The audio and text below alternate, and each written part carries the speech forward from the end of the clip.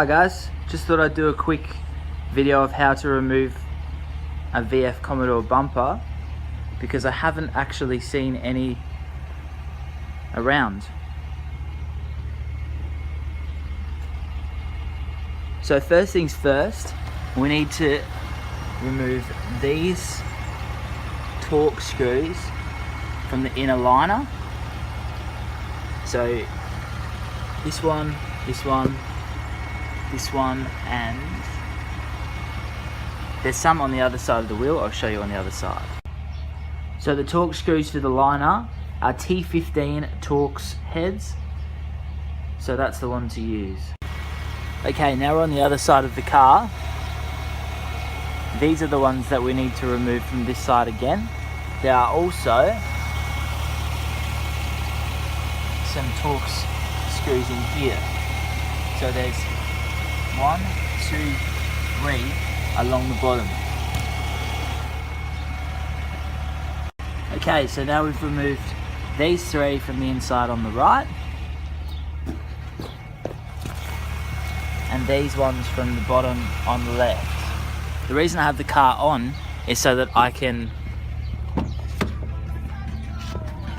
fully lock the steering wheel so I can give myself access to the other bolts. So I've got 3 more on the right and I've got 3 more down the bottom on the left.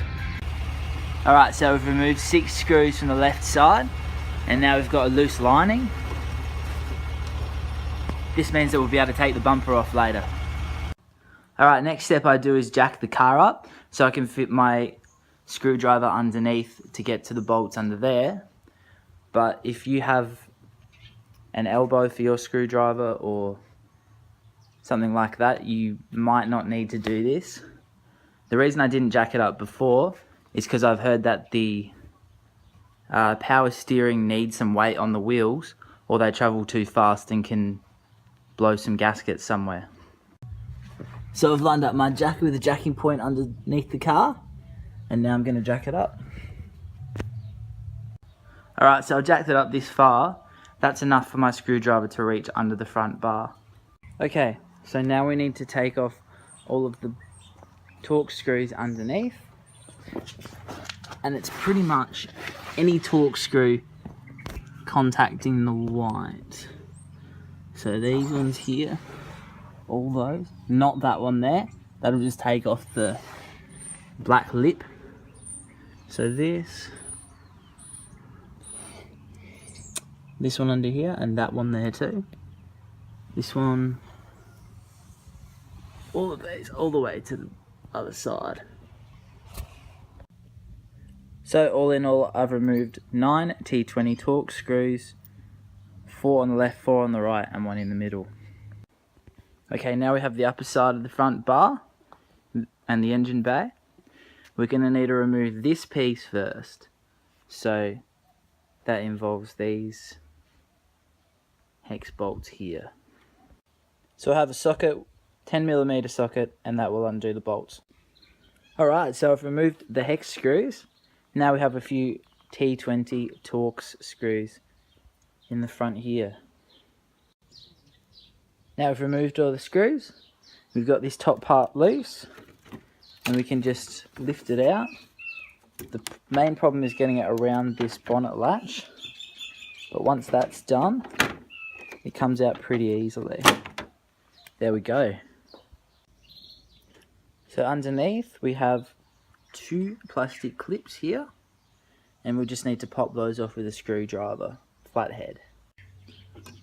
So to actually get these to let go, you just slide the flathead underneath there and brace it against something and pull up, and then it'll come up like this. Just this top part will come up, and then you can slide the flathead carefully under there and pull the rest up. First things first, there's some clips on the underside of the front bar, which I'm going to undo before we undo the clips on the sides.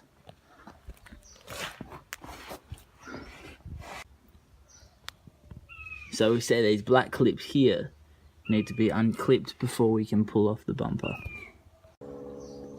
Alright, you can see how loose that front bar is now.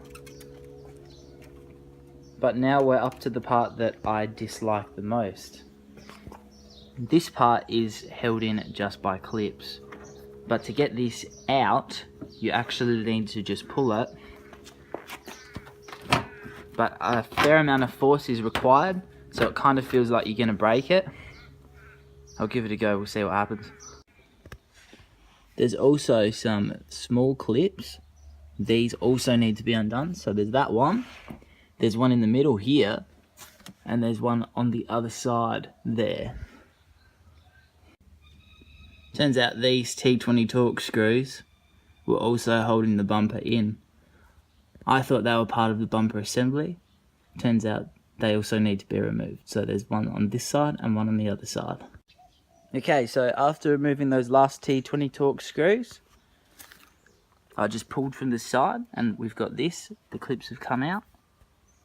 So you can see there's just 3 clips in there to hold it in. So you just need to give it a little bit of force and it'll come out. There we go, and that's the other one. So if we just keep pulling, there's some clips along the inside of the light, or just some grooves kind of that it keeps it there. And then if we just pull from the other side, we should have it loose. Okay, so the top half of this bar is now completely loose. I just need to wiggle it free from the underneath and we should have it off.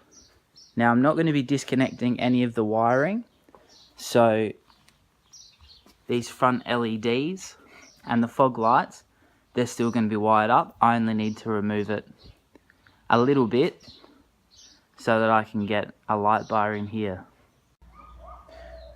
Okay, so I've got the bumper loose now. I put my esky underneath so the bumper doesn't fall down and hit the pavers, and also so it doesn't put too much tension on the wires for the LEDs and the fog lights.